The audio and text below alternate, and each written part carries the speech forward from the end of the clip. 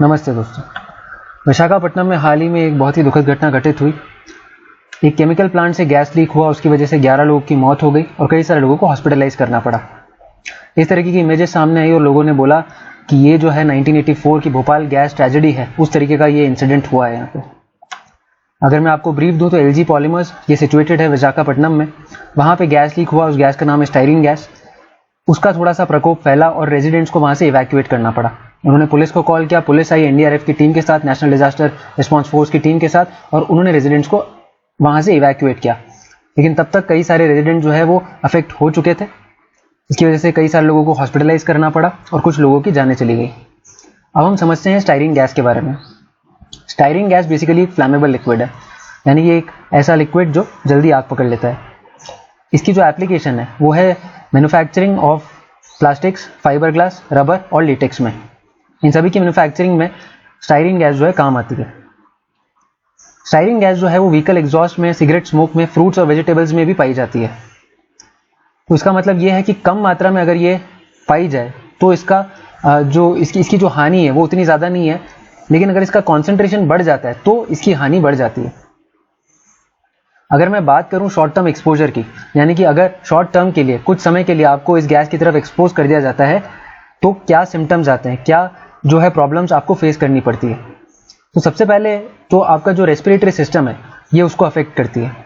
तो आपको गले में और आपके रेस्पिरेटरी ट्रैक्ट में इरिटेशन होने लगती है, आपको खांसी होने लगती है, सांस लेने में तकलीफ होती है। उसके अलावा आपकी स्किन को इम्पैक्ट करती है, आईज को भी इम्पैक्ट करती है, उसमें इरिटेशन होने लगती है। क्योंकि इसके अलावा headache, hearing loss, fatigue, weakness और ध्यान लगाने में भी दिक्कत होती है। वॉमिटिंग भी जो है इसका वन ऑफ द सिम्टम्स है। ठीक है, तो ये तो बात हुई शॉर्ट टर्म की। अगर मैं बात करता हूँ लॉन्ग टर्म की, तो ये आपके नर्वस सिस्टम को इम्पैक्ट कर सकती है। ज़्यादा डीपर स्टेट में हो सकता है आप कोमा में भी चले जाएं। उसके अलावा पल्मोनरी एडिमा, जिसमें आपके लंग्स में पानी भर जाता है। मैंने आपको बताया रेस्पिरेटरी सिस्टम पे तो इसका इम्पैक्ट है ही। एक्सट्रीम केसेस में कैंसर तक भी इसका इम्पैक्ट हो सकता है। कैंसर भी इसकी वजह से आ सकता है अगर लॉन्ग टर्म एक्सपोजर इस गैस की तरफ आपका हो जाए तो।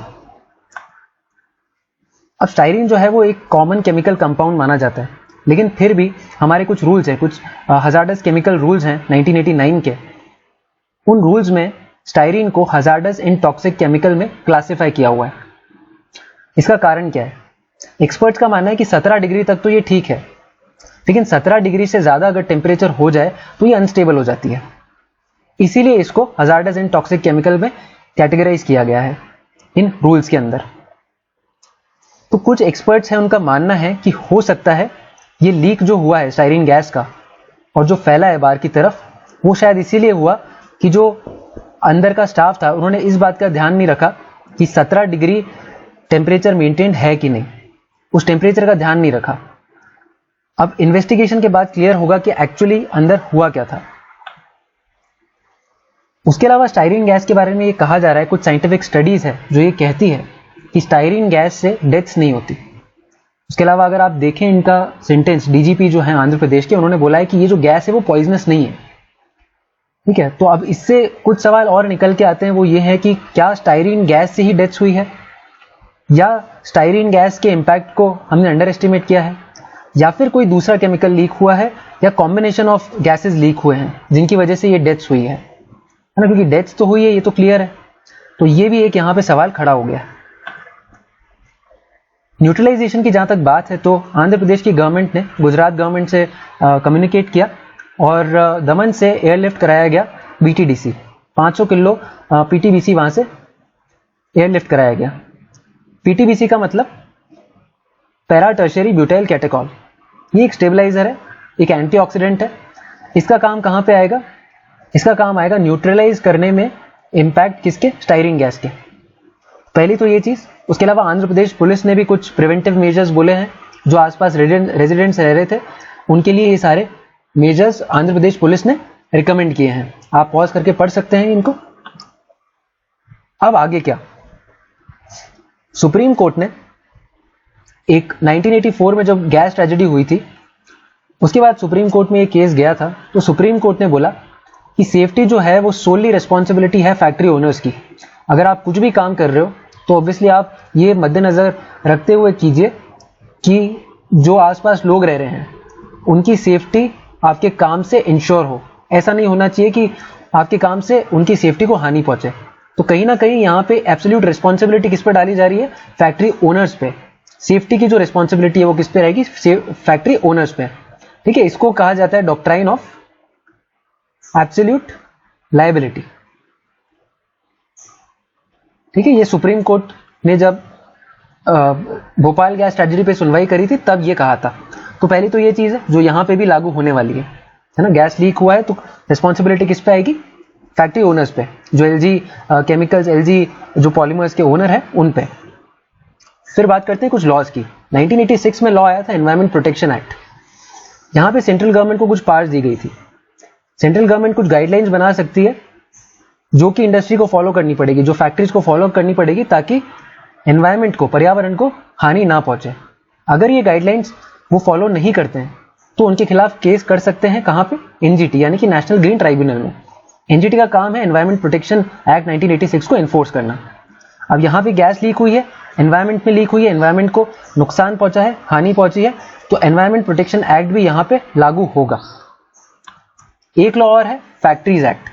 यह आया था ओरिजिनली 1948 में, लेकिन वहां पे कुछ प्रोविजंस थे जो सफाइस नहीं किए, इसलिए 1987 में भोपाल गैस ट्रेजेडी के बाद इसको फर्दर अमेंड किया गया। इसके हम कुछ प्रोविजंस देखते हैं। यहाँ पे कुछ सेफ्टी नॉर्म्स ले डाउन किए गए हैं। यहाँ पे और चीफ इंस्पेक्टर्स जो हैं इनके अपॉइंटमेंट के बारे में कहा गया है। चीफ इंस्पेक्टर्स का क्या काम है? ये इंश्योर करना कि जो सेटअप है पूरा फैक्ट्री का, जो मशीन्स हैं, जो इक्विपमेंट है, वो सेफ्टी स्टैंडर्ड्स के साथ लाइन में है कि नहीं, उसके लिए वो इंस्पेक्शंस करेंगे। ठीक है, उसके अलावा 1987 में जो अमेंडमेंट आया, यहाँ पे एक पोजीशन बनाई गई ऑक्यूपायर की। वन ऑफ द डायरेक्टर्स जो है फैक्ट्री के, उसको ऑक्यूपायर बनाया जाएगा। ऑक्यूपायर का क्या काम है? यहाँ पे ऑक्यूपायर रिस्पॉन्सिबल होगा सेफ्टी के लिए, यानी कि अगर हजार्ड भी होता है तो किसकी रिस्पॉन्सिबिलिटी, किसकी जिम्मेदारी? ऑक्यूपायर की। तो अब जब यहाँ पे हजार्ड हो गया है तो कटघरे में कौन आएगा? ऑक्यूपायर। ठीक है, उसके अलावा 1987 में एक इंपॉर्टेंट चीज और की गई थी।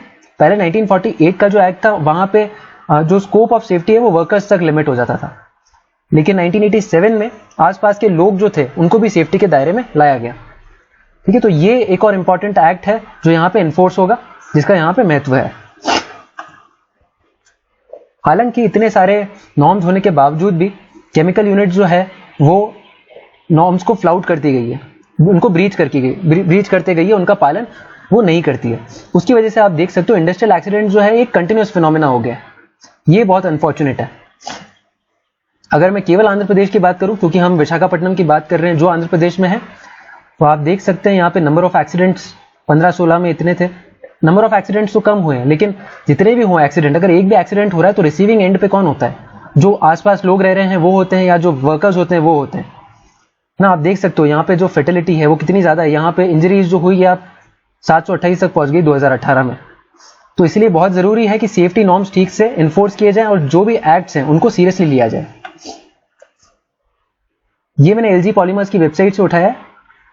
वो ऐसा कमिट करते हैं कि एनवायरमेंट, हेल्थ, सेफ्टी जो है वो उनकी प्रायोरिटी है और जितने भी लीगल रिक्वायरमेंट है वो उससे कंप्लाई करेंगे। अब देखने वाली बात यह है कि यहाँ पे लीकेज हो गया है ना, तो क्या वो जो ये बोलते हैं थियोरेटिकली, उन्होंने प्रैक्टिकली उसको फॉलो किया? वो अब देखने वाली बात है। अगर वो उन्होंने फॉलो नहीं किया तो एनवायरमेंट मिनिस्ट्री ने यहाँ पे साफ कर दिया है कि अगर आपने एनवायरमेंटल नॉर्म्स को फ्लाउट किया है, ब्रीच किया है, तो आपका लाइसेंस रिवोक कर लिया जाएगा।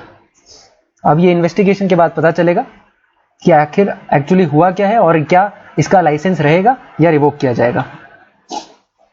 एक बहुत इंपॉर्टेंट एक्ट यहाँ पे जो है वो है पब्लिक लायबिलिटी इंश्योरेंस एक्ट। ठीक है, अभी तक मैंने बात करी कुछ सेफ्टी नॉर्म्स की, एनवायरमेंट से रिलेटेड, कुछ हमने बात करी फैक्ट्रीज एक्ट की। अब मैं बात करता हूं पब्लिक लायबिलिटी इंश्योरेंस एक्ट। जो फैक्ट्री ओनर है उस पे रिस्पॉन्सिबिलिटी है उन सभी को इंश्योरेंस देना जो अफेक्ट हुए हैं किसी एक्सीडेंट की वजह से। अगर वो इंश्योरेंस नहीं देता है तो उसको इंप्रिजनमेंट हो सकता है अप टू 3 months या फिर फाइन या फिर दोनों। ठीक है, इसके साथ साथ पब्लिक लायबिलिटी इंश्योरेंस एक्ट में एक एनवायरमेंटल रिलीफ फंड जो सेंट्रल गवर्नमेंट बनाएगी उसका भी प्रावधान किया गया है। इस फंड का काम है पेमेंट उन सभी विक्टिम्स को जो इससे अफेक्ट हुए हैं, किसी एक्सीडेंट से अफेक्ट हुए हैं।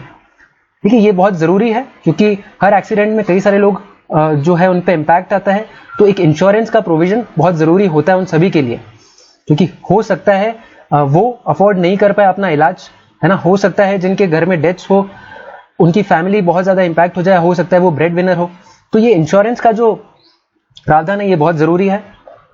और जो रिस्पॉन्सिबिलिटी है ये इंश्योर करने की, इंश्योरेंस हर विक्टिम को पहुंचे, वो होती है कलेक्टर की। ठीक है, कलेक्टर को इंश्योर करना है कि इमीडिएट रिलीफ किसी भी विक्टिम को मिले। अगर मैं कुछ प्रोविजंस देखूं तो यहां पे मुझे थोड़ी प्रॉब्लम दिखती है। आप अमाउंट अगर देखो तो 1991 का ये एक्ट है, उसके बाद ये अमेंड नहीं हुआ, तो अमाउंट अगर आप देखो तो ये 25,000 तक का अमाउंट है डेथ्स के लिए, है ना, मतलब आप ये जो अमाउंट है ये काफ़ी कम है, 12,500 25,000 इससे कुछ नहीं होता। 2020 की हम बात करें तो ये अमाउंट काफ़ी ट्रिवियल है, काफ़ी छोटा है। ठीक है, तो अमेंड तो चलिए अभी होगा नहीं होगा वो अलग बात है, अमेंड होना चाहिए ये एक्ट, लेकिन अगर जो विक्टिम है वो सेटिस्फाइड नहीं है अमाउंट से तो उसको जाना पड़ेगा सुप्रीम कोर्ट, और सुप्रीम कोर्ट डिसाइड करेगा कि उसको कितना पेमेंट मिलना चाहिए। हालांकि आंध्र प्रदेश के जो सीएम हैं उन्होंने एक अच्छा प्रोविजन अभी कर दिया है, उन्होंने एक्स ग्रेशिया पेमेंट दिया है उन सभी फैमिलीज को जिन्होंने अपनों को खोया है। 1 करोड़ का एक्स ग्रेशिया पेमेंट उन्होंने अनाउंस किया है। उसके अलावा जो वेंटिलेटर्स पे उनके लिए 10 लाख, जो हॉस्पिटलाइज्ड हैं उनके लिए 1 लाख, और जो इनडायरेक्टली अफेक्ट हुए हैं उनके लिए भी 10 से 15,000 का उन्होंने कंपनसेशन अनाउंस किया है। This is a good step. ठीक है, तो हमने क्या बात करी, किस तरीके से ये एक्सीडेंट हुआ और अभी क्या प्रोविजंस हैं जिनको एनफोर्स करना पड़ेगा ये इंश्योर करने के लिए कि जस्टिस जो है वो प्रिवेल करे। ठीक है, और साथ के साथ फ्यूचर में ऐसे इंसिडेंट्स ना हो, ये हमने पूरा इस वीडियो में देखा। हमारे कंडोलेंसेस हैं उन सभी के साथ जिन्होंने अपनों को खोया है, और हम आशा करते हैं जितने भी लोग हॉस्पिटलाइज हैं वो जल्द से जल्द ठीक हो जाए। बहुत बहुत धन्यवाद।